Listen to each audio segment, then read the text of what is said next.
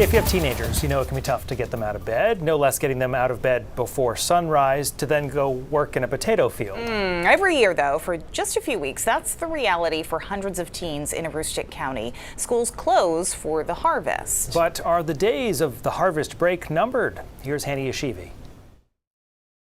Potato farmers in Aroostook County are just now getting ready to plant this year's crop.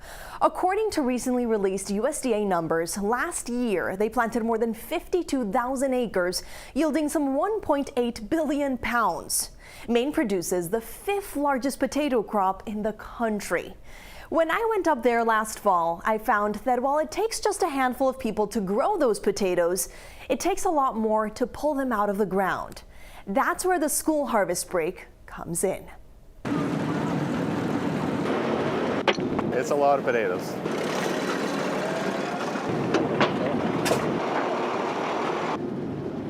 We are picking rocks out of the potatoes. I'm running a stinger. She's the first line of defense to get rid of that stuff. It's important because it keeps our community running. At 16, Olivia York is the 3rd generation in her family to work the harvest. Last year, she put more than 10-hour days at Grass Family Farms in Mars Hill to get the crop in. She has no idea how valuable that is. So valuable that without help like Olivia's, this farm would not be able to get all the potatoes out before it gets too cold. Having those hands on board make a huge difference for our small farm. The McCrum family farm, also in Mars Hill, is one of the top growers in the state. Even though machines run the show, students do their part too. We try to keep all the kids together as much as we can. All of them swapping the classroom for 3 straight weeks of work outside. Out here, they learn things like resilience, discipline, and self-confidence. It teaches you how to get up in the morning, go to work, and be responsible for yourself. You know, they don't have a teacher watching them here. I usually show up here around 7 o'clock, a little earlier than that. Then first trucks come in, just back them up, do that almost all day till 7 o'clock, then go home and go to bed. I feel like I have my own job that I need to take care of, and if I can't do it, then other people can't do their jobs. Kevin Grass and his family have farmed this land for 4 generations. We harvest 250 acres of processing the potatoes. They go to McCain Foods, to Pineland in Mars Hill, and also to the McCrum plant in Washburn. We hand select every single potato. Wow. So it's a unique situation. Also unique is the kind of real-world lessons the kids get. Experiences beyond their years. I think it builds character. It makes you really appreciate things that in life and what your parents do for you and how hard they work for you to provide. And let's face it, at the end of a very long day, it's also about the green. Some of these kids, you know, their check for the week's over $1,000. They've never seen that much money, you know, and they do it every week. Probably just buy some football cards or something. But there's been talk over the past decade or more about dropping this tradition. With mechanization and just the technology that's in farming today, you need less and less people to do it. So. Caribou Superintendent Tim Doak says he's heard the arguments for ending harvest break, and he says not on his watch. Doak says it provides a much-needed hand to farmers, and it helps students develop a work ethic that future employers look for.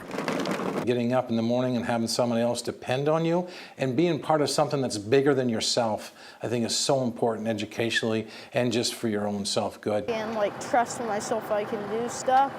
In the most recent potato harvest, mid-September 2022, the school districts in Aroostook County that participated in the break report that between 20 and 30% of their students were in the potato fields, percentages that have been consistent for the past few years. How does it make you feel that just 20% of the students in your district are now working hands-on on the field? I think it's a missed opportunity. And I think the students that did miss out on it, when you talk to them now, they do regret it. But it's extremely important for our family to try to keep the kids here working, just to teach them those values. Giving them life lessons and resources that they won't get in a classroom. And, at least for a couple of weeks, they're a bigger part of the farming community. I always think today we don't have a lot of empathy in our world, and understanding people that you work with was big as a young kid. I used to call it the great equalizer in the potato field. We were all the same. Nobody was better than anybody else picking potatoes. And despite technological advancements, Maine's farmers still need help bringing in that crop.